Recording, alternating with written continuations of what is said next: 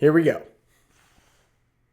Welcome back to another episode of the Take Two podcast where we steal your toys and ruin your childhood. I'm your host Kenny, and joining me once again is Sam. Sam, how you doing? What's new? I'm I'm doing awesome. I am exhausted from watching all the Toy Story films, but I'm doing good.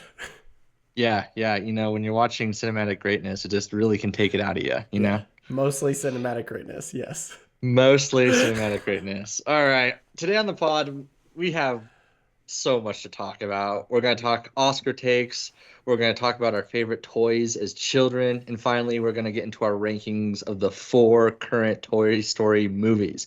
But before we get into any of that, we're going to do a little bit of housekeeping. Again, like and subscribe if you haven't already. We're super grateful for those of you who are watching and who are giving feedback. We absolutely love it. We love engaging with you We guys. got 5 subs, and our goal is Five 10. 5 subs. subs. Our goal is 10. So That's halfway. right. That gets us 1/100th of the way to be able to monetize these Oh, videos and just jeez. really We're never monetizing these videos. yeah, and then we'll just be, we'll sell out to big podcast. If I have to That's meet the one that's more the person in my life that has like 1,000 subscribers on YouTube and they flex to me and they're like, I'm monetized on YouTube. I'm like, okay, let's take yeah. a step Be back. like, Let's get off the pedestal here. 1,000 good for subscribers. you. Take a deep breath. I work in middle management, Yeah, so yeah. yeah, pretty big Great. deal. Great. Yeah. Okay, and then also what we missed last week. Sam, do you have anything that we missed that we need to Yes. correct the Okay. record on? Feedback from a bunch of my Spider Man friends out there. One of my really nerdy friends, Corey, pointed out that Electro, his entire character changes from Amazing Spider Man 2 to No Way Home, where he goes from like super nerdy guy in Amazing Spider Man 2 to like really thug all of a sudden in No Way Home. And he pointed that out to me, and I was like, that's actually really funny. Yeah, And they don't strange. really. And he was like, why would that happen? And I was like, probably that, what's his toes? Jamie Foxx looked back on it and was like, yeah, I watched the film. I'm not playing that nerd again. And I'm Yeah, just going to yeah, do me. And that's the only way you're getting me in the film. So thought that yeah. was funny. Something we could have covered. Who would win in a fight between the Spider-Mans? Could have been interesting. Oh Missed that. Missed man. opportunity. Um, what was Paul Giamatti, like a great actor, doing in Amazing Spider-Man 2 for about 2 minutes as Rhino? Oh What are we doing my there? What is happening? gosh. Just shout Yeah. out to Paul Giamatti. Uh, Man, maybe actually the worst, maybe he was like the best Spider-Man villain is like the yeah, Rhino that we've never 100%. gotten. 100%. Yeah. And lastly, you said, don't know about any Jamie Foxx films besides Django. Django's great. I think you need to go watch Collateral with Tom Mm, Cruise. Awesome movie. And I think yeah. Jamie Foxx was either nominated or won an Academy Award for that role. And it's like not Oscar bait like you would think of nowadays, just like great Yeah. thriller, fun movie. I, Also, he has an amazing cameo for like 10 minutes in Due Date, which is actually a pretty funny movie. And he's really, really funny for the time that he's in that film. So yeah. that's just what we missed Yeah. last week. And there you go. Yeah. I was also thinking about Baby Driver and looking back on that movie and being Yeah. like, shoot, I actually like that movie is just great all the Yeah. way Yeah. Baby around. Driver is great. I don't like love him. I don't think his character is like super iconic or anything, but like good movie. Yeah. He did good in it. Yeah. But I don't think like a must Yeah. watch for Jamie Foxx. But Right. sweet. There we go. Speaking of Academy Awards, so the 97th Academy Awards aired last Sunday, and we got lots to talk about. So Sean Baker wins Best Director for Anora. Sean Baker's speech just like really touched my heart as Wow. someone who loves going to the movies. He's like, guys, go to the movies. The institution of filmmaking is moving away from like that communal experience and going a lot more to like screen based at home. And there's just something really beautiful about experiencing like art, or in some cases not art, in a communal setting. So yeah, go see movies in theaters whenever you can. Sometimes it's difficult. Sam has a 6-month-old, and so it's a little bit harder for him to get out right now. So He's ruining um my IMAX life right now. Oh yeah, I know your A list is just Let getting me tell you skunked. about that. Movies to see in theaters. There are certain directors and certain films you need to see in theaters. Like Christopher Agreed. Nolan comes out with a movie, Yes. you got to go see in IMAX for the most part. Yeah. Some big superhero movies, some maybe like the big conclusions or a big director name behind it, and Yeah. then Star Wars. Star Wars, yeah, totally. And then another thing, as far as going to see movies in theaters, like my brother used to tell me all the time, horror movies. It's you either watch a Mm. horror movie by yourself or in a theater. And those are the best two ways to watch a horror movie. You're going to be freaked out by yourself, or you're going to be in a theater and you feel the tenseness in the theater and everyone screams at the same time and everybody jumps at the same time and it's a Yeah, moment. So there's my that's comment really on good. that.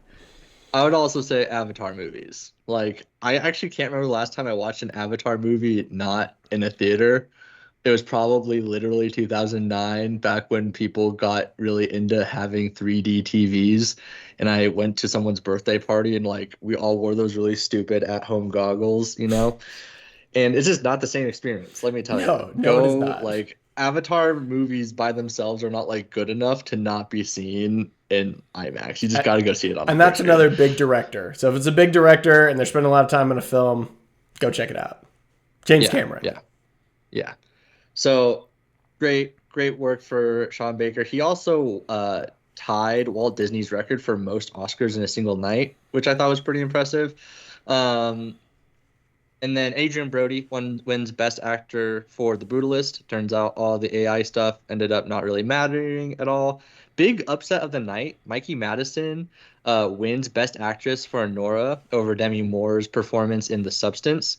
Her speech was also great. It was like very genuine, very much like, oh my gosh, this is awesome. It didn't feel performative. She just seemed really pumped, and I really liked that. Didn't she go Um, off about being a sex worker or something? The respect that sex workers need to start getting? I can't remember. I mean, I it was like believe I heard a it little was bit a four about and a that half and I was long getting a hour little like annoyed. I was like, listen, televised event. it's not a sex worker. It's you're a prostitute. Okay. At the end of the day, that's what you are.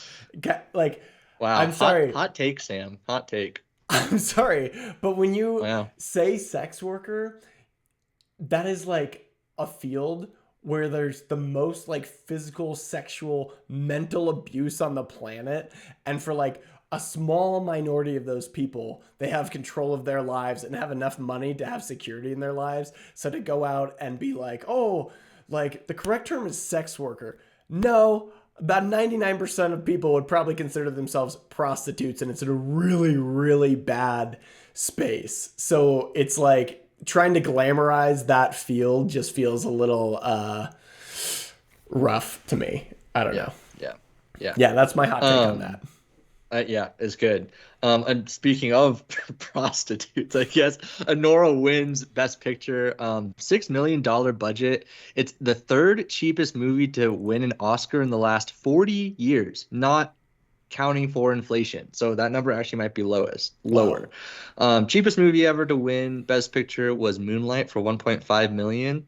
But I mean, that's amazing. Like, good for them making like a truly independent movie for very, very cheap, like relying solely on like the skill of their craftsmen and the talent of their performing workers. Like, really awesome. So nothing like Amelia Perez is what you're telling Yeah, me. yeah. Okay, I have a lot to say about Amelia Perez. Okay. Wins only one Oscar out of being nominated 13 times. I Sam, think do it you know won other it won movies that have been twice. I think it won nominated two. 13? I think it won What? two. It won two. Did it win It two? won two. I remember reading it won two. Okay, so Still terrible. It's like a yeah, LeBron James NBA Finals record. Like it's still yeah. not good. For being nominated 13 times, the same amount of nominations that was also given to The Return of the King First off, that right and there is Oppenheimer. disgusting. That's disgusting. Yeah, yeah. It's pretty shameful. The movie has a I was curious because it's like, okay, this movie got like a ton of Oscar noms, and most of the people that I follow who are in Hollywood, like who are critics, are like, wait, no, this and like it's not. it's not even like politically fueled at all. They're just like, wait, no, this movie is straight up just bad. Like everyone agreed that Yes, this I movie have was heard bad. people from both sides of the aisle say that this is a bad movie. Yeah. It has a 2.1 rating on Letterboxd.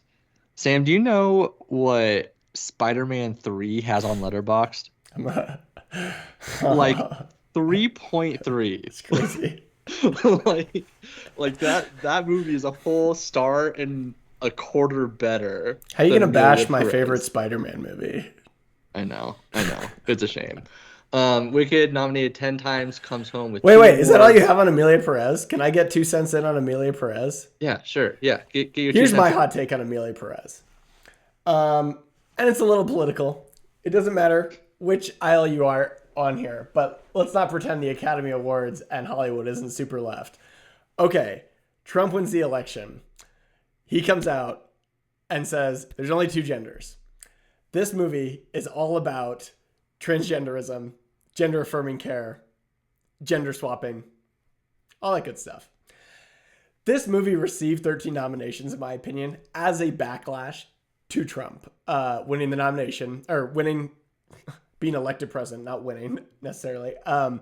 And then, hilariously, the reason it only wins 2 awards, in my opinion, is all this controversy comes out about the main actor slash actress right before the awards. All these tweets they had that were like anti-Islamophobic and just like all this stuff gets drug out, and they're like, oh shoot, because like we're all so virtue signaling and we just eat each other. It's like turns out this person we were propping up, like the person who's a man, woman, may have gone on some unstable mental rants at some point, and those have been brought to light. And so now we cannot like overwhelmingly present this movie with a bunch of wins Yeah. because of that. That's my hot take on that. Yeah. Also, And I think to even go past that, I know it's a sports thing, but men right now, we are just dominating unbelievably. Like, I'm not even joking. We are so tired of winning in our own categories that we're like, you guys, we're going to send one over to the women's category. And one of the first movies they ever make, nominated for Best Actress. And would have won if not for some rants, probably. Like, that's incredible. Men are just winning on all fronts. yeah. Yeah, that's Kenny's man, like, one oh of my gosh, one I'm so canceled. We're 10 minutes into episode 2 and I'm so canceled. Hey, we thought the same thing 5 minutes into episode 1, so we're getting better. That's true. That's true. All right. Anything else on Amelia Perez? I'll keep my mouth shut for the sake of not wanting to get banned on YouTube. Yeah. Wicked, nominated 10 times, comes home with 2 awards. I think this is like your standard, hey, we want people like normies to watch the Oscar. So here's Wicked, a movie that did really well. It's fine. I liked Wicked. It was like literally just fun. It's Solid fine. musical. Yeah. Dune 2 was only nominated 5 times, won 2 of its awards. Both speeches that won recognized Villeneuve, which is a big deal just because Denis was definitely snubbed. An interesting take that I saw all over Twitter was so Lord of the Rings Two Towers was nominated for 6 Oscars, including Best Picture, and won 2 of them, sound editing and visual effects. Dune Part 2, this was also not to plagiarize or anything. This is from Sean Fennessy. He tweeted it. So Dune 2 nominated for 5 Oscars, including Best Picture, also won 2, sound and visual effects. So interesting. There's a big theory going around about, hey, is Denny going to get 13 Oscars incoming? Yeah, is he going to get the Return of the King treatment? Treatment.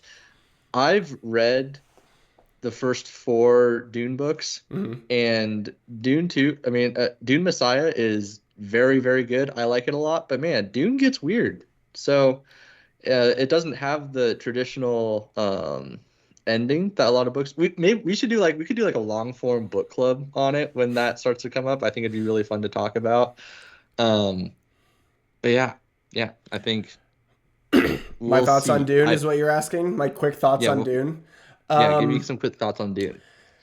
yeah, definitely want to get back to an Oscar world where respect is put on movies that are both popular and executed at a high level, Hmm. which is what it felt like till around like 10 to 15 years ago when things started to shift a little bit.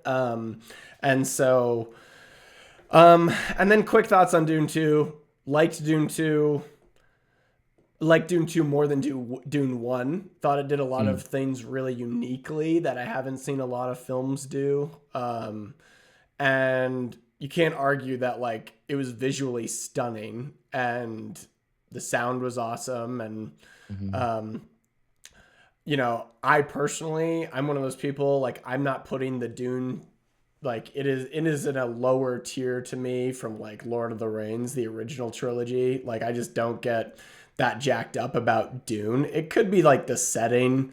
It's a desertous setting. I don't think it gets like a lot of people like super fired up. Like, I don't know a ton of people who aren't like really into film that were like, oh, I went and rewatched Dune. Like, I heard a lot of people watch it and be like, oh, that was really long. Like, and I was kind of confused. Like, I heard like Yeah. it's a really like, I feel like high level sci-fi film that the director and the writers did not necessarily dumb down for audiences, which is why I think it's like really Yeah. great for people who love film. While like I think Hmm. the Lord of the Rings almost has more of a simplicity to it that like resonates more universally. So that's Yeah. my two Yeah. It cents on plays. Dune. And Yeah. you can't tell me Amelia Perez got 13 Oscar nominations and Dune 2 got like what, 5 or 6. That's just, I don't know. There's something wrong It's there. There's something wrong yeah. there. It's messed up. Yeah. Yeah. Um, what would you like if you could name one thing that you would change about how the Oscars are run? What would you change? Um, they still have the DEI rule going, I believe, and I saw something about that where it's like if you don't have X amount of like minorities in the film or minority representation in like different realms, then your film can't be nominated for awards to an extent. And I know a few films I saw were like left out because of that, and that to me just like seems pretty ridiculous. So like get rid of all the DEI stuff and just let the best movies prevail. Yeah. The one thing that I would change about the Oscars is a little more like logistical. So during my digging, I learned this year that Oscar voters are not necessarily required to watch the movies that they vote for. And I think that's messed up. So I think that the way it works is like if you have been nominated or I should say won an Academy Award in a certain category, you then become a part of that academy and you get to review the future movies. But there's a lot of people who just don't watch like there's a bunch of people who are voting for Best Picture or Best Director, Best Actor, all of these movies that just don't watch all of the movies. And it's Mm-hmm. different from a sports world, right? It's different than like the Heisman where it's impossible to watch every single game. And at the end of the day, you really can do highlights because sports is a lot more like results based. Like you can look at all these stats. A movie, you have to like you can't just like watch a bunch of clips of a movie to like you can get a vibe of it, but you like it's movies are about the journey.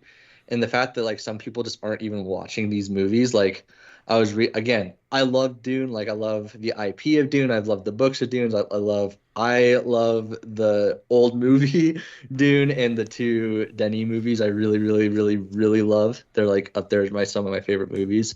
Um, and it just sounds like a lot of people just didn't watch the movie who were voting for I the told you Oscars. And it's that. just, You didn't listen to me, but I I told know. you a lot of casual viewers when it comes to Dune don't get super jacked up about it. Like Yeah, but these if aren't casual viewers. These are I well Academy members. I it's like they shouldn't be Academy members in that point. And at then they shouldn't be. Like Yeah. it's like you said, you have to watch. You really do. Like if you're going to be that person, you have to watch. Yeah, we're talking like 6 movies, right? Because it's not like you know I understand like international film docus like mini store or what do they call it, short films, international. Like if you are voting in a specific category, you need to just consume all of the movies in that It's category. not We're not difficult. asking. It's really not Yeah, difficult.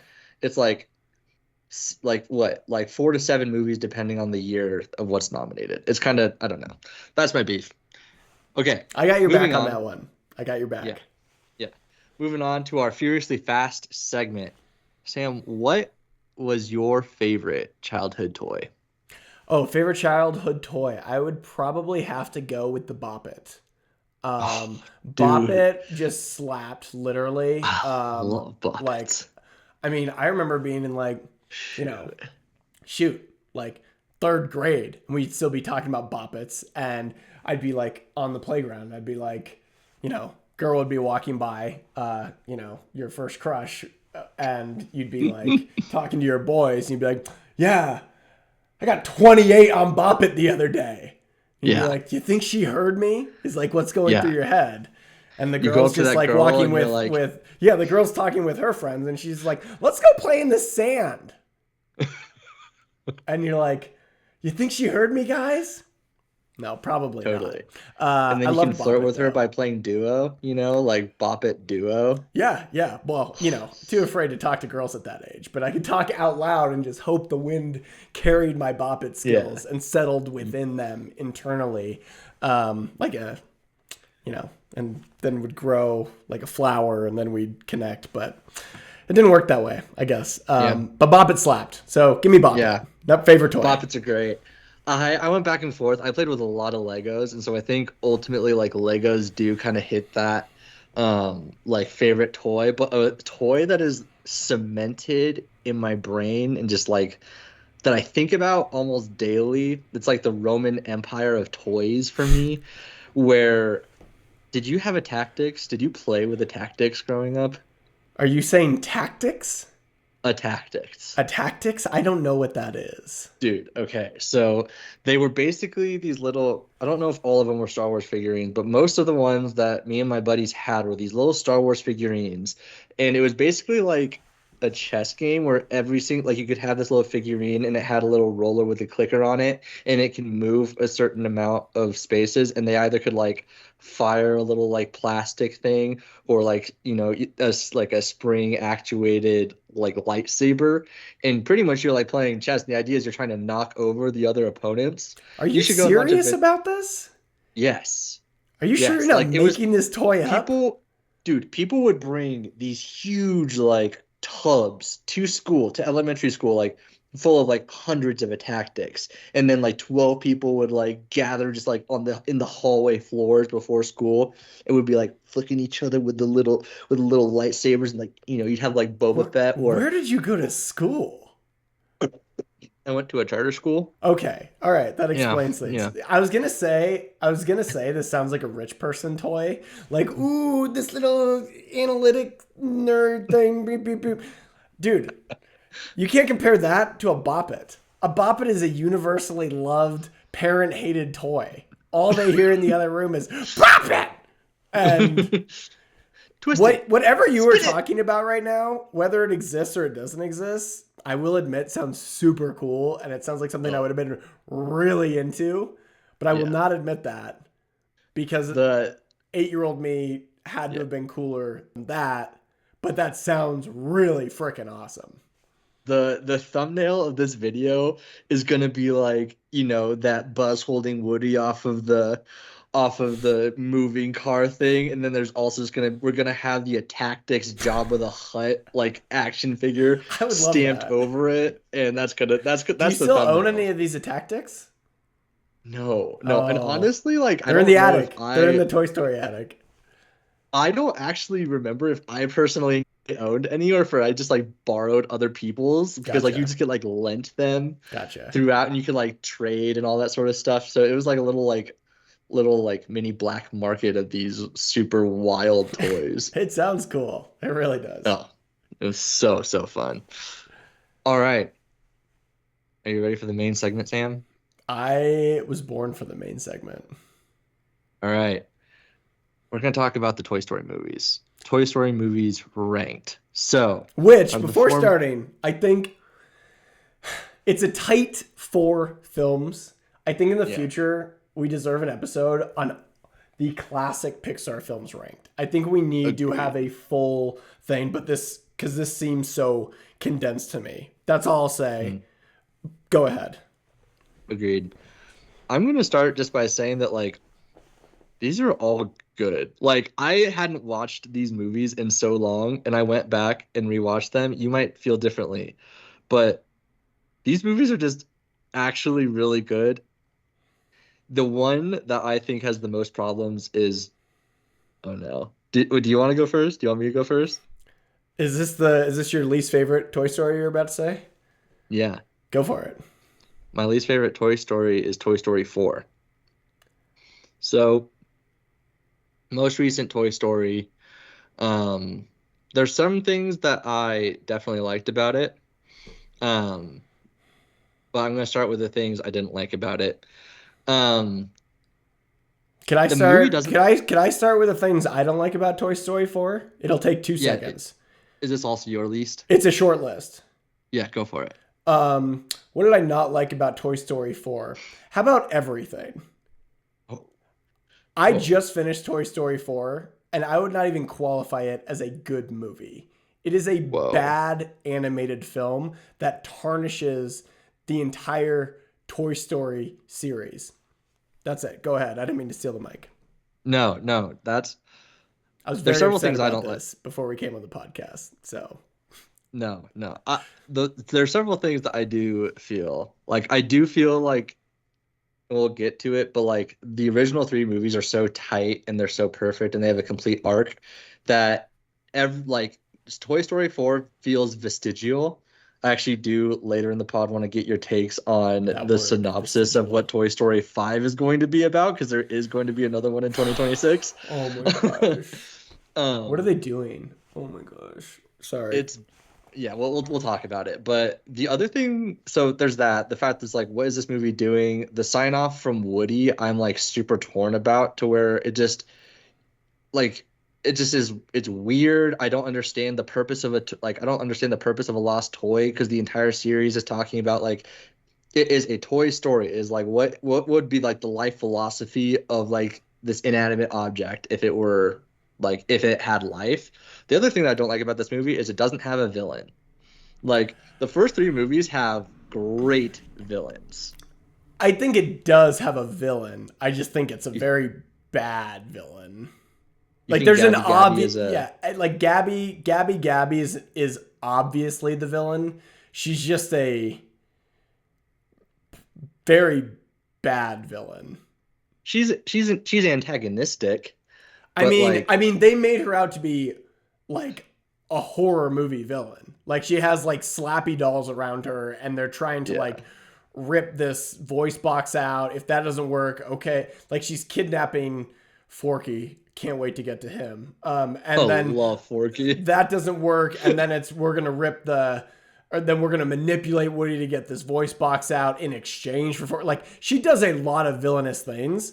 She's just not a good villain. Like it just doesn't come across as like her transition is really fast at the end. She gets hurt again, and then Woody for like the sixth time like tries talking to her and she like has a turn around and like her arc comes full circle sort of at the end. But like I would say like she's the obvious villain in the movie. She's preventing them from living a happily ever Yeah. after and getting on. But Yeah. the fact that you don't That's even think she's a villain means she's a pretty bad villain.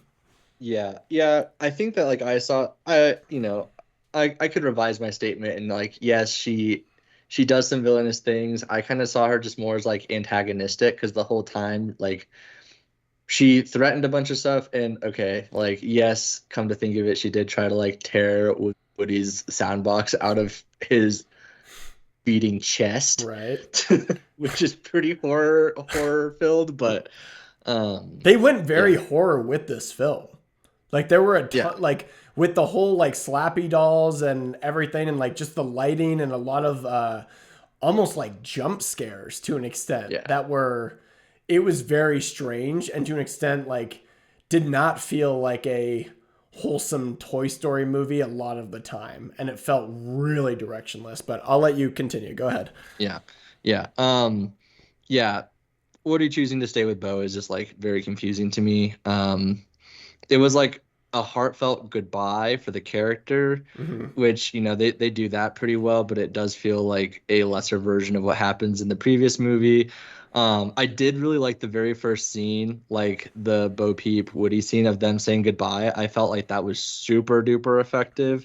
I thought the animation in this movie is great. Like there's that scene where they're like the animated stained glass and the chandeliers. I thought was like really magical. It was really effective. I thought it was like a really good like Pixar still. Um, and a lost toy for a lost kid. I thought that was a clever way to like resolve Gabby Gabby's storyline. I also Forky made me laugh so hard. Like Forky calling Woody trash is so funny. Like I know that you were I knew that you were gonna have an opposite take on this. That's great. That's good. Tell me all the great things about Forky. Go ahead. I've got I all just day. thought he was Tell me all the great things about Forky. okay. What did you not like about Forky? Tell me what the things you didn't like about Forky. First off, can we name him Sporky at least? Because it's a freaking spork, not a fork. That drove me nuts the entire film. That's not She's his like fault. 6. Okay, whatever. I will tell you this. Before coming into this film, I was on a bus with a bunch of high school girls. And I know that sounds weird, but I was coaching girls soccer. I said, hey, got to watch Toy Story 4 for my podcast this week. It's the only one I haven't seen. Went back and watched some of the others, but rewatched. But I bring up Toy Story 4 and they all just roll their eyes. They go, oh my gosh, Toy Story 4 sucks. They're like, which one was that again? I know I saw, but I can't remember. Which I'm like, that's not good. And this girl reminds me, it's the one with Forky. And they all go, oh my gosh, I can't stand Forky. What a stupid character. And I'm thinking in my head, high school girls are not that smart. They do not perceive things like at a high level. No offense to high school girls. I was a high school boy. I was the same way. So I'm like, okay, wow, this Forky character is actually going to be pretty good. And the movie's actually going to exceed expectations. Gained a lot of respect for high school girls and their opinions on fourth installments of animated Pixar films from this. From the get-go, I thought Forky, not Sporky, which is a better name.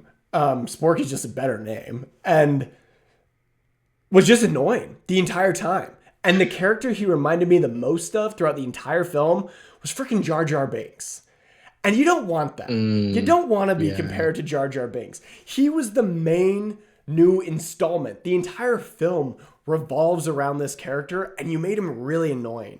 So, and you could even, and I get it, like, and even Jar Jar Binks is a divisive character, obviously. And if there are Sith people... Lord, Jar Jar Binks. That's right. Let's just say 50-50. People like Sporky, and people don't like... Forky. People like you, 50% will say like it, 50% maybe don't like Forky. That's not good enough when you're doing screen testing and when you are creating a whole film around a character that we're supposed to care about. Because half the audience that is annoyed by him, we don't care to see Woody going back into the antique store for the 7th time to save this piece of trash because we're so annoyed by the character. If you're going to pick a character like that, you have to draw, write, and develop them so that they're universally appreciated in the film. Right? Yeah. And it's not rubbing people the wrong way, even if it rubs some people the right way. Like, it's not like he was just very slapstick, kind of dumb, like created. It felt like he was the tool the writers used to keep the plot going because the plot was awful and they just kept returning to the antique store over and over again. And every time they could get out, it was just Forky being like, oh, where's Forky? Oh, he went over here. Like, oh shoot, we were out of the woods, but actually like we've got an hour and 30 minutes to fill here. So we're going to need Forky to get lost about 7 more times. And it was just, oh, so annoying to me. I agree that the graphics were good, but they weren't like, iconic at all. I felt they could have done way more with the antique store. Like it just kind of like choosing an antique store to put 90% of your film is like they didn't bring in any cool characters from the antique store like they did Mm-hmm. in Toy Story 2 or The daycare in even 3. I was gonna say even 3 to an extent. Like an antique store is a big deal, and they just kept it huddled around like where Gabby was the whole time, and we didn't get to explore perhaps what could have been some really cool antique toys with like cool backstories of like how long they'd been for and what's their perception from being there. Like, are there toys from like World War II there? Like, what's their perception of what's happened over the last 100 years? Who knows? There's this whole film was just, I was bored. I almost turned it off 3 or 4 times. Like legitimately, if we had an You almost quit. I almost quit. And I was like, I can't do it. I will not quit this time. But I was this close to quitting so many times. I liked the start with Bo Peep. I was like, this will be an interesting. Are we going to get like, because, they mentioned she leaves in the third and we're like, we don't really know what happens there. So I'm like, you know what? I could be on board for that. Are we going to get some sort of love story here? Okay, cool. Didn't like the way they developed Bo Peep at all. It was clearly this like post Me Too, like she reminded me of Rey from Skywalker, where she was like, every scene was her just like stepping in with her little cane and like saving the day over and over and over again. Didn't really understand her purpose. Like she basically told Woody like, you've got a narrow point of view trying to make other people happy. Why don't you just make yourself happy? That's what I'm doing. That's what I'm focused on. I'm not going to be committed to anybody or anything, no kid. And I'm going to be eternally fulfilled because I can go wherever I want. But we don't understand like wherever she wants to go, how's that going to make her happy? It seems very like egotistical to me. Of course, this is an adult talking about a kid's movie, but if we're talking deeply about these films, that annoyed me. It annoyed me that she was able to, like you said, manipulate Woody to an extent to his whole philosophy, his whole world philosophy flips on a dime for Bo at the very end, and he goes with her and like decent send off, but feels more like emotional manipulation than like a full circle, like true ending, like where it's like, okay. Yeah. That was like that's the thing that I continue to wrestle with this movie is like, I don't understand why a toy would want to be a lost toy. Like the other 3 movies are predicated around the purpose of a toy is to be played with, and like in Toy Story 2, we're like told to mourn the fact that Prospector has been stuck in a box for his entire and like was a collectible, and that's just like what a shame it is that toy never got played with. And now they're here like, oh my gosh, no, like being a lost toy is great. And I understand that they're gonna like follow the carnival and they're kind of counting on the whole daycare thing where it's like, hey, you have a never ending stream of kids that will always like be there and play with you, and like kids won't outgrow you. It was very strange. And then this movie also felt like the least connected to the human element because while we're also like in the other 3 movies, we're also watching, we're like, it's a fun, like philosophical exercise of like what would happen inside the brain of a toy and how a toy's life would work. But every Pixar premise, what if we put feelings in X? What if we put feelings in Y? But like it's great. It's the classic meme. But the movie is also about like childhood and growing up and some of like the victories and sorrows that go along with that. And this movie, like Bonnie is a plot device. Like she's only there to not play with Woody so that Woody doesn't feel valued and then change his entire life stance because he's had a few like a week. They said he wasn't played with 3 times in a week or like something like that. It was like, really? Which is weird because they stuck with Andy for like 10 years. Bonnie must not be very cool. Yeah. Sorry, not to knock on Bonnie. The whole movie. Okay, here's my opinion on this. The Toy Story franchise, pre-Toy Story 4, to me, if I were to grade it as a collective, I would give it collectively an A+. if you were to tell me Toy Story franchise, and like, I know I sound like a hater sometimes about things, but like I equally hate things as much as I celebrate them. And first three collectively, A+. With Toy Story 4, I do not like this movie at all. I would bump the entire Toy Story series down, and this is me being kind, to like an A-, I would say, because it ruins one trilogy value. When you go and make that fourth, you ruin, like you said, the tightness of the trilogy. And the ending to Toy Story 3, we'll get to it, is so good. And like, I remember the first time like tearing up when I watched that movie. I watched it again with Lauren, and she didn't remember any of it really. She's tearing up at the end of it. I say one comment while she's tearing up, and she just turns and gets so angry at me because she's like in this emotionally invested scene. And I'm like, I totally get it. Like, it was even a little emotional for me again. And like, all that is now thrown out the window. That completion is just gone. And now we get taken on a movie that feels like a total side quest. Like, it does not reach any sort of pinnacle or iconicness of any of the first three films in any way. And it's just, it feels like a money grab at that point to say, we're rolling it back out again. And you know what? We're rolling Toy Story 5 back out again. And we're just going to like keep throwing stuff on. So I was like, I really, really dislike this film. The only thing I will say, and I was a little annoyed by them at first, but the modern edition of Key and Peele as the two stuffed animal characters, I thought were funny. I didn't like him at first. I hated them. Which is funny because I hated Forky, but like, so, you know, sense of humor is so whatever. But like, I really didn't like them the first few times I saw them. And then throughout the film, I felt like they actually provided like some decent comic relief throughout the film. So at least maybe they, and maybe that's even, again, a problem, right? If you're finding they're throwing two darts and saying, hey, here's two senses of humor that don't resonate with everybody. It's a family film. Like, if you don't like them, but you like the other guy and I don't like them, you like these things need to be done better if you're talking about a series that has an A+ rating in my mind up until then. I don't want to spend too much more on Toy Story 4 because it doesn't deserve it, but I was really disappointed in the film. And the one thing I think they could have done, if you're going to get into Toy Story 4, I have no clue what they're going to do with Toy Story 5.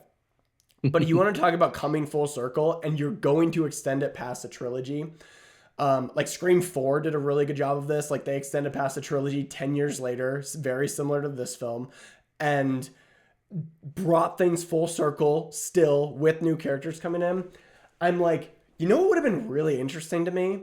Some sort of full circle story with Sid as an adult.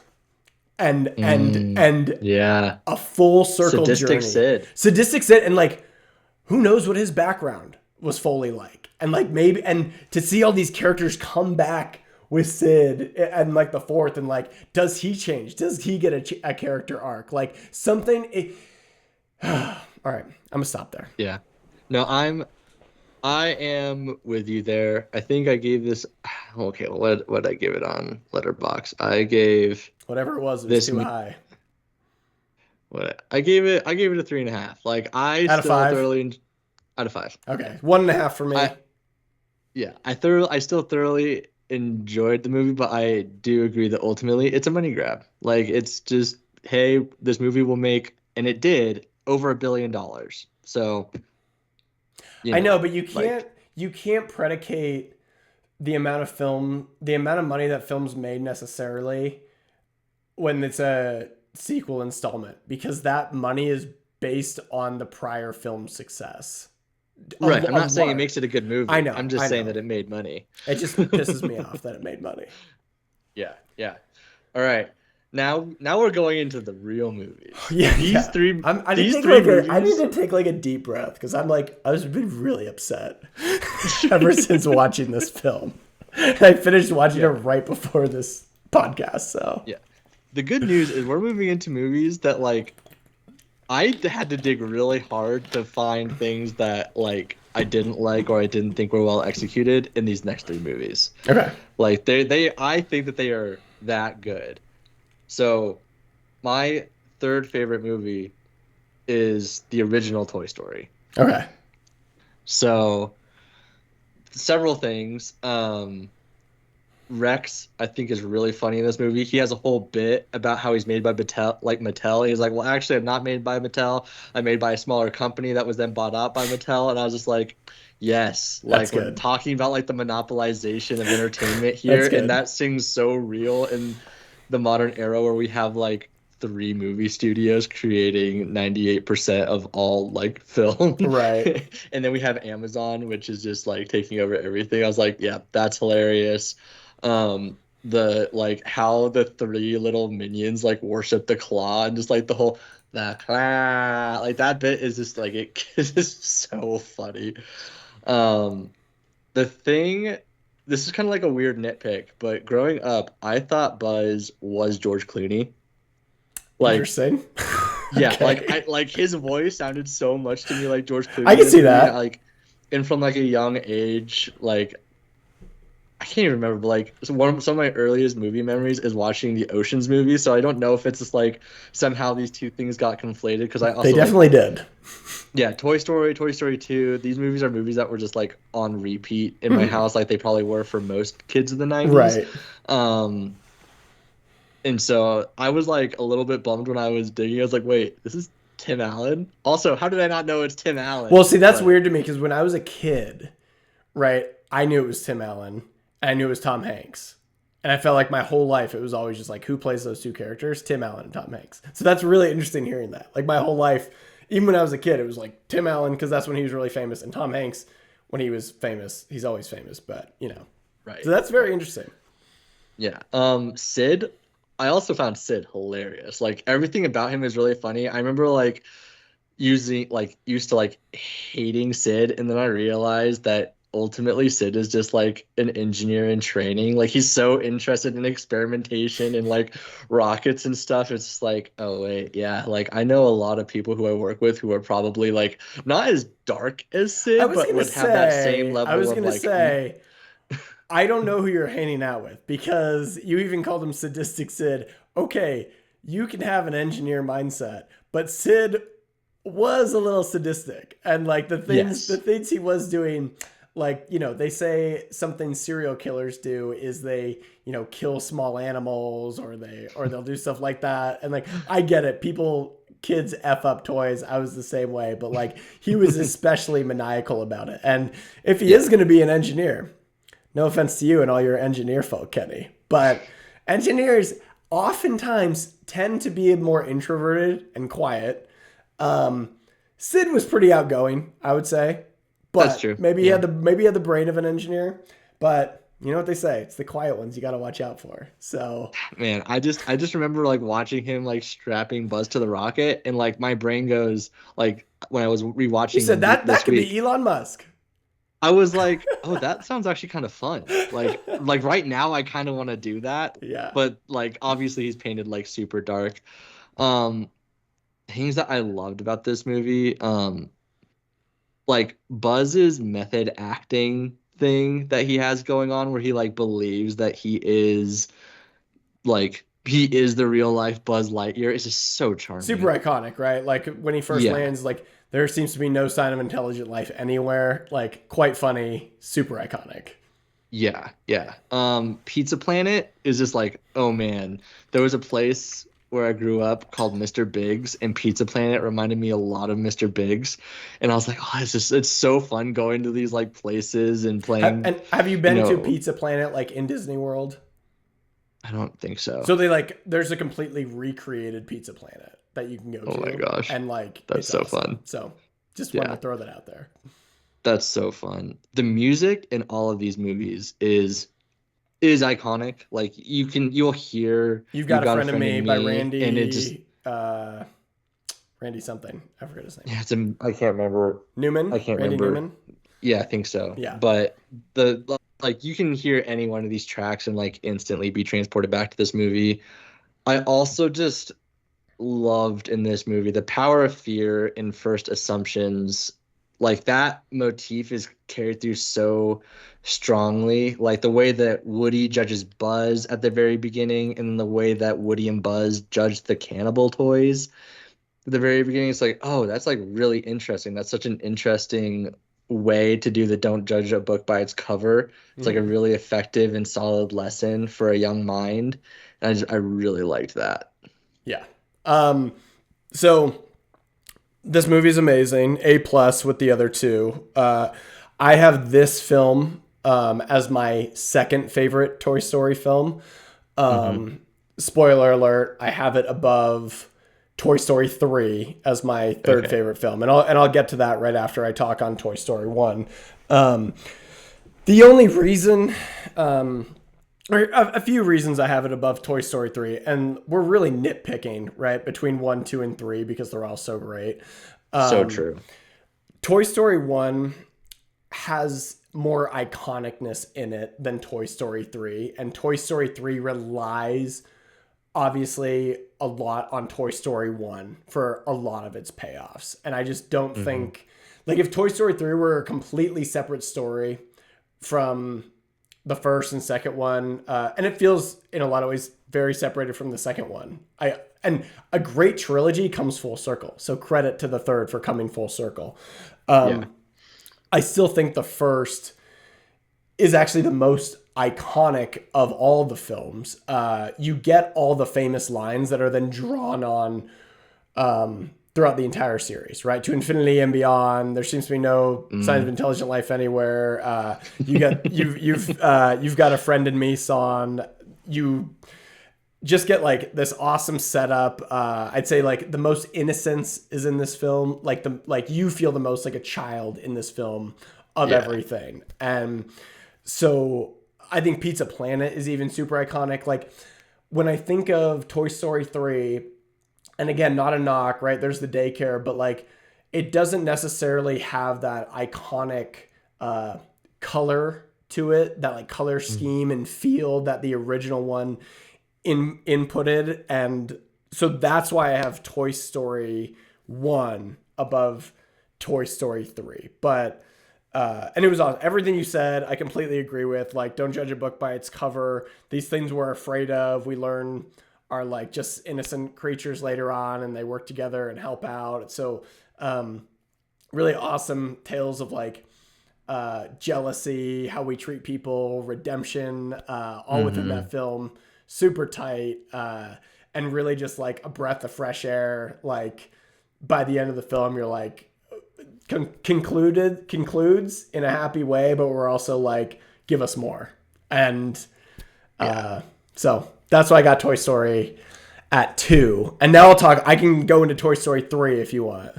Yeah, that'll be good. Okay, Toy Story 3, second favorite, or no, sorry, my third favorite Toy Story film. Still think it's an amazing film. I really have no problems with the film. It is so good. It has, we'll get to it, but a great villain. And just an, like, the fact that they stick with the timeline between actual years, effectively, that lapse between Yeah. when the film was released. So, like, we as viewers, we were kids when Toy Story came out.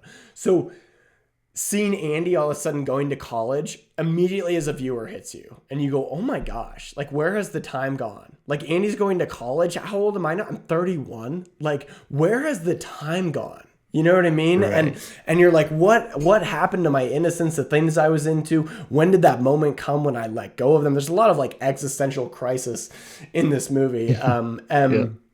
And Andy's story is like so good. It comes full circle with him uh, giving the toys away to Bonnie at the end. I think it's like such an emotionally impactful moment.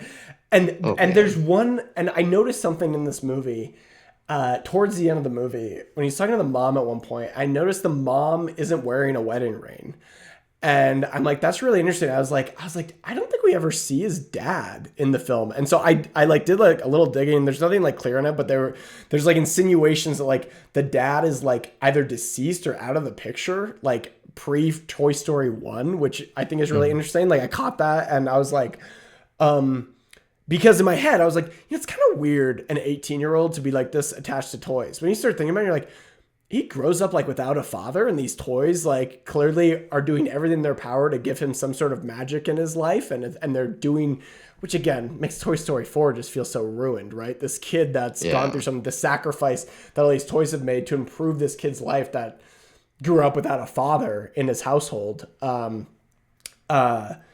It's like you're like, wow, I can see why this is an emotional moment for him. There, it's a representation of like maybe the father that hasn't been there in his whole life.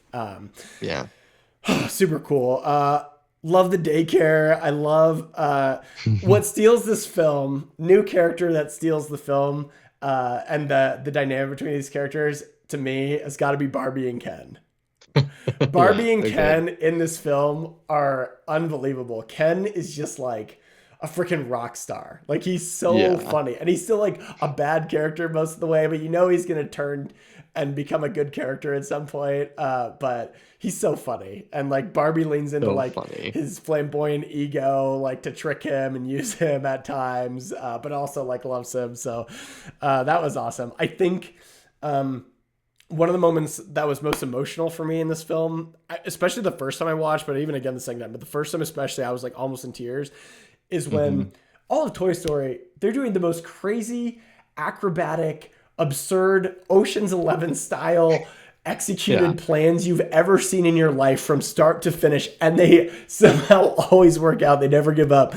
And really, really, really, for the first time, you really feel dread at the end of this movie when the pink bear, what's his name? Lotso. When Lotso betrays them so dark, to like betray them when they save him at the end, and to be like, see ya, when it like wouldn't have harmed him at all. Like ultimate bad dude move right there.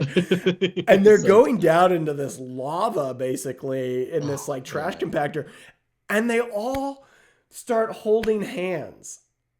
And I'm just getting what was that what was the Star Wars film? Like one of the only good new films? Rogue One. Rogue One. I'm just getting Rogue One vibes on the rewatch where I'm like holding hands. Everything's, you can't, there's no more places to run. It's over. You're done. And like, I'm just like, how emotional for these characters to be like, we're going out together. And that's what's important.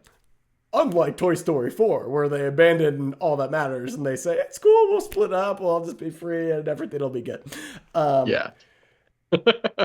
Having that family unit, I think, is so important to Toy Story. And so that was really emotional to me. And then to be saved by the aliens, the claw, to come full circle on a grand scale, beyond just like, we have the claw from Toy Story 1. And again, how do you do it more perfectly than coming full circle with a real life crane that actually pulls them in and saves them?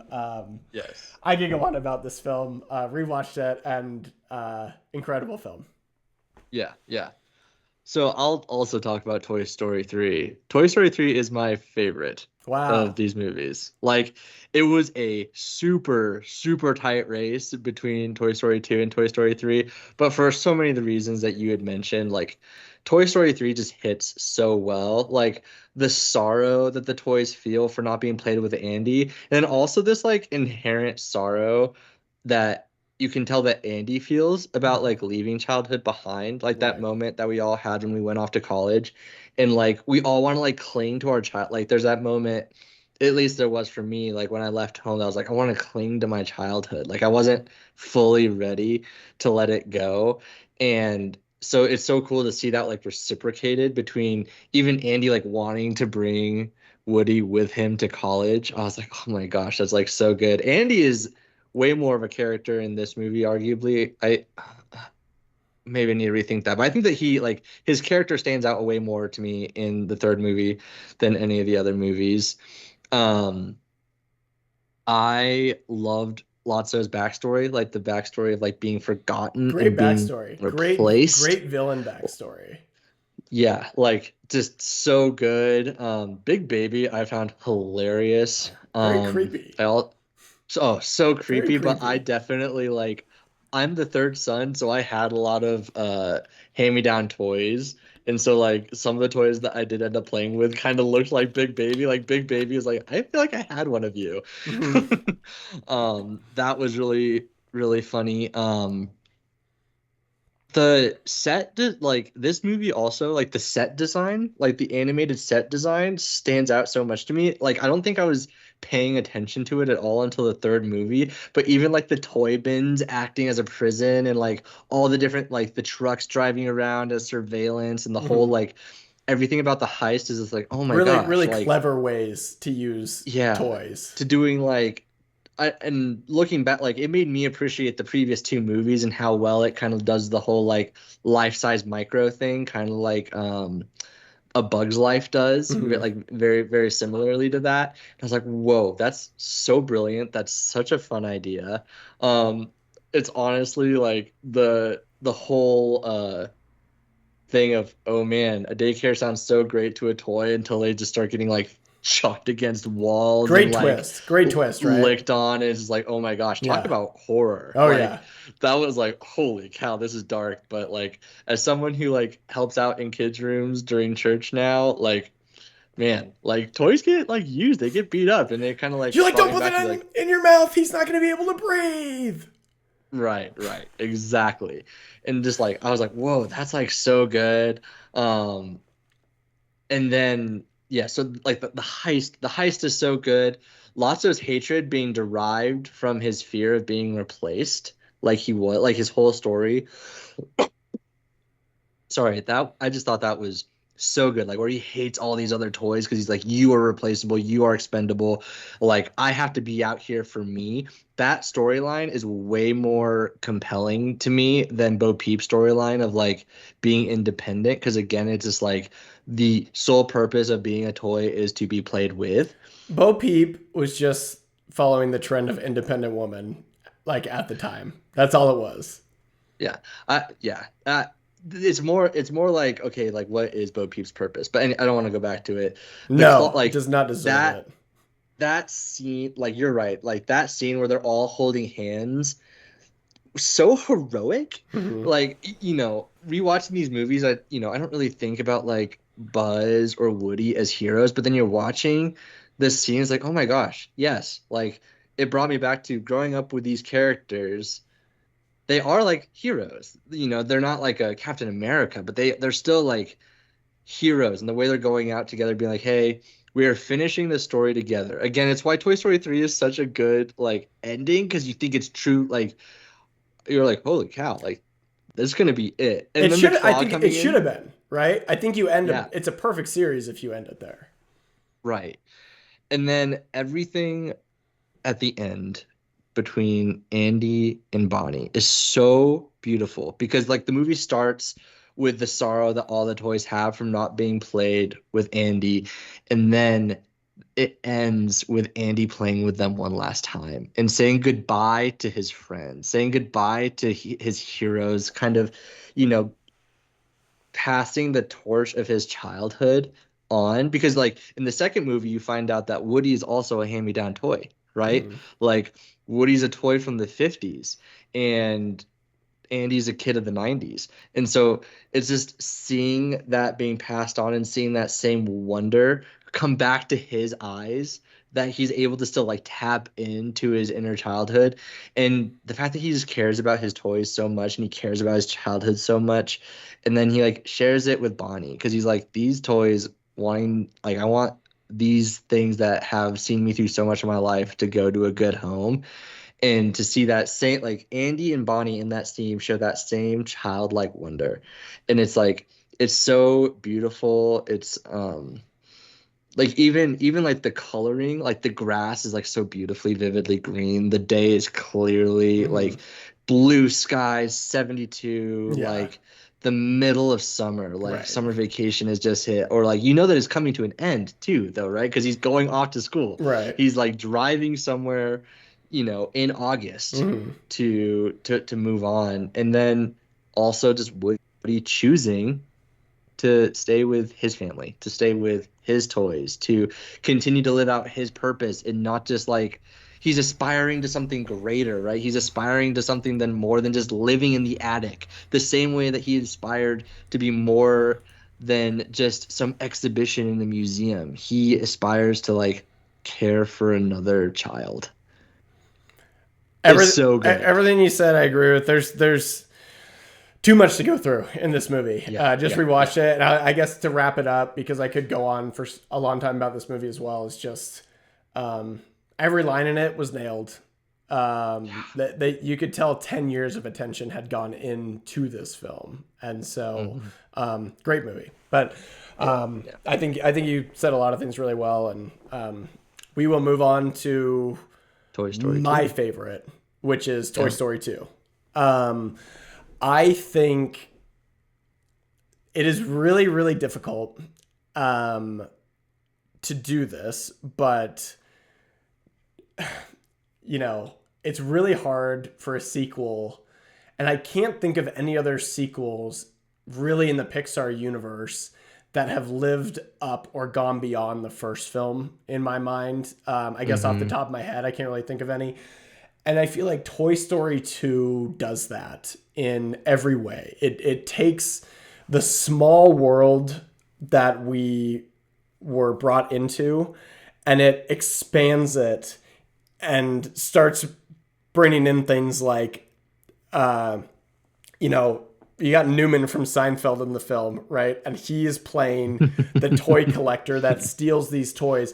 And we start to think about these characters or these toys like, oh, wow, this universe, like look at the way different people treat toys beyond just like kids. Because the first film is just how do kids differently treat toys?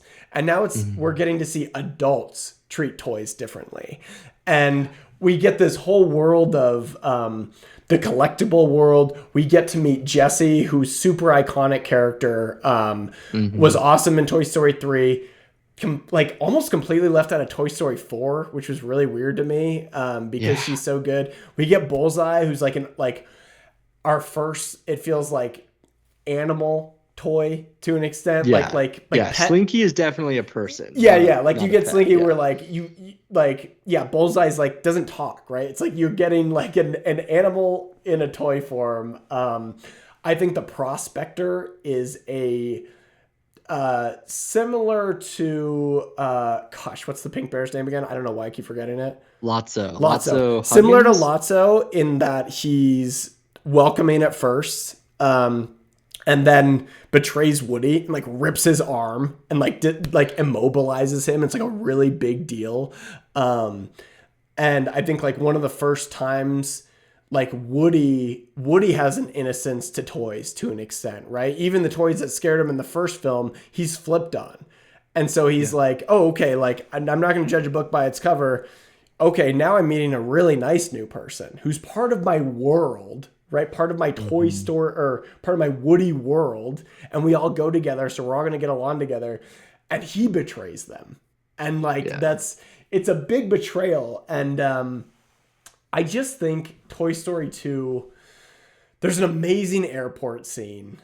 There's an amazing scene when, I'm just going to call him Newman. His name's Al, is sleeping and he spills all the Cheetos, right? And we got to get across the Cheetos. And it's like what you're talking about, like one of the best moments to me where in all the films where you're seeing what they have to go through, like, oh my gosh, look at all these Cheetos. Like this is going to be really hard to get around. It's this fun little scene. I think a lot of that, even you could look to Toy Story 4 to an extent, even 3 a little bit, but like 4 where it's just like, oh, we need to get from point A to point B. Okay, here's the plan to do it. And it's just going to be like pretty outrageous where like it was simpler and almost more effective in the early Toy Stories. It was like bunch of Cheetos, they're landmines, the TV's flashing. Like we got to get across this. Like, I don't know. I love it. And then we get this we get the entire Zurg intro,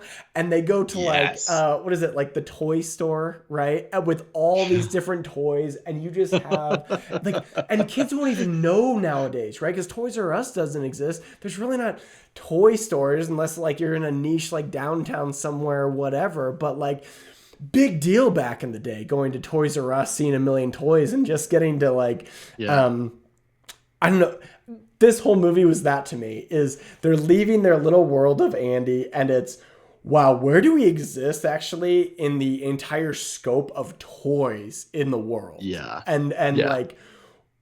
like we really need to value like what we have, like versus maybe where we could be, or and then you have opposite perspectives, like the prospector who's like, I'm a collectible. And like you almost Yeah. have like a weird hierarchy going on there, and like, anyways, Toy Story 2 for me just nails it on all levels. It's my favorite, but top three, Toy Story 1, Yeah. 2, and 3 are all amazing, but Toy Story 2 is awesome. And I love the Woody backstory we get. Yeah. And almost this, I think, an interesting existential crisis for anyone who were to move somewhere and all of a sudden, I mean, I don't know, Dune almost to an extent, right? Where it's like, hey, Woody, you're the chosen one here. We've been Yeah. waiting for you. You're the guy. If you're here, like, you're the centerpiece and we worship you.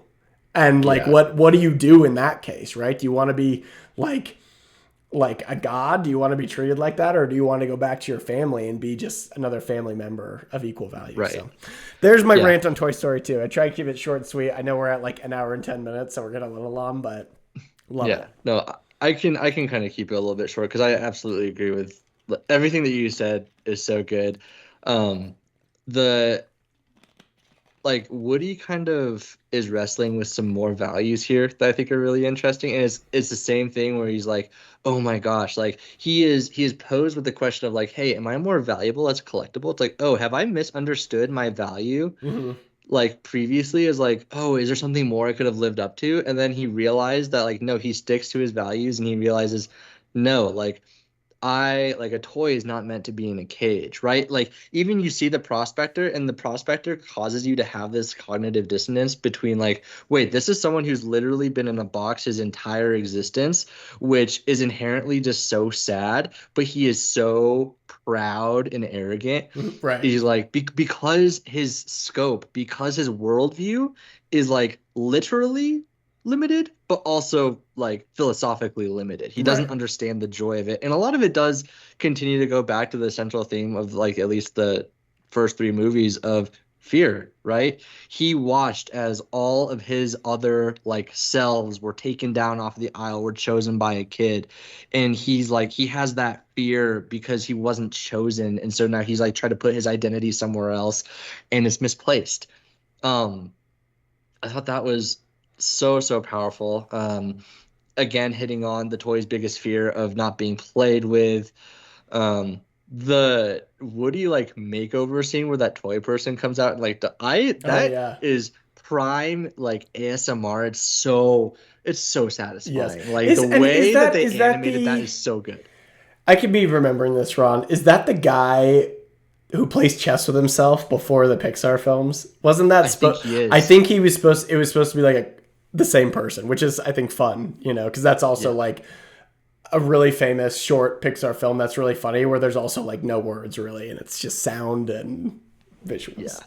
It's just this movie celebrates the animators. Like they took the time to animate bloopers Yes, in this movie. that is awesome. Like this movie is celebrating those artisans so well to where it's Yeah, like this is how much they cared about their work and also how awesome is it that like a big studio like Pixar was like, yeah, like do that. That's brilliant. That's so creative.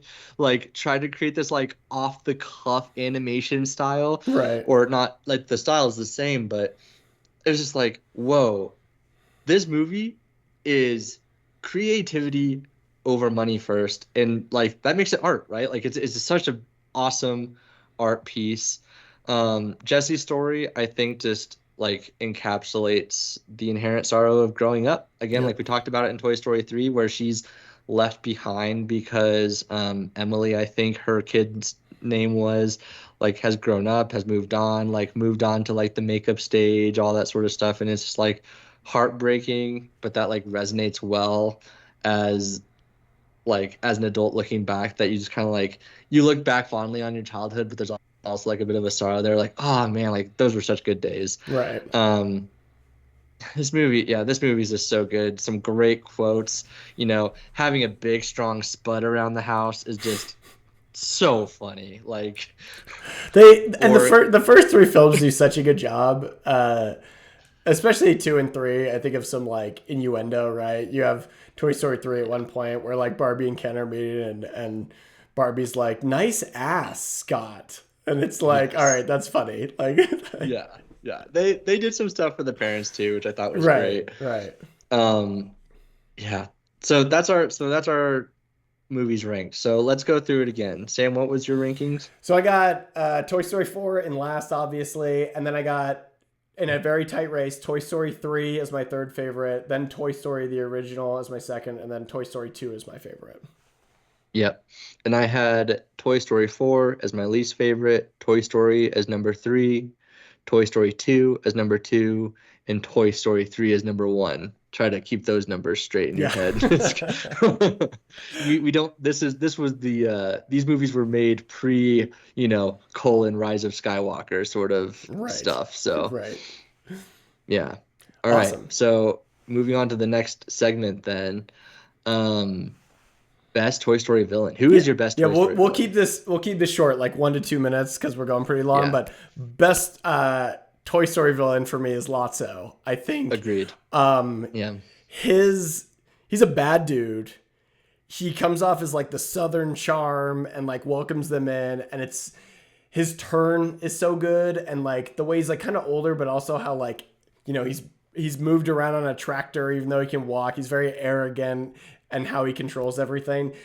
And ultimately, what makes him the greatest villain is his opportunity to he's saved at the very end. So like he's done everything wrong to Woody and them, and he saves them, and then immediately pulls the ultimate villain move and says, "So long, suckers. Have fun dying in a pit full of fire." Like the fact that Pixar in Toy Story 3 had the balls to just say, "We're not making this guy a good guy. We're not giving him a full return." Some dudes do stay bad. Some dudes are hurt, and some dudes don't react to it well, and some dudes don't come full circle. And he just stayed a true villain the whole time once he turned. And I think it was a great turn, a great twist, and he's my favorite villain. Best villain. I agree. I don't have that much more to add except for like his comeuppance of being like strapped to the front of the garbage truck because the guy's like, "Oh my gosh, I used to have one of these," knowing how much Lotso hates kids and like hates those memories. It's just, it's good comeuppance. So I agree. It's Lotso. So what are we hitting next episode? Next episode, in honor of Mickey 17, we are going to be giving our rankings of the top 5 Bong Joon-ho directed movies. So I love it. I'm super excited for this. I am so pumped. I've seen like half of these, and I'm gonna go and watch some of the other ones, and I'm so pumped to watch like The Host and Mother and What Memories of a Murder is gonna be so fun. So yeah, I can't wait to recap the episode. We covered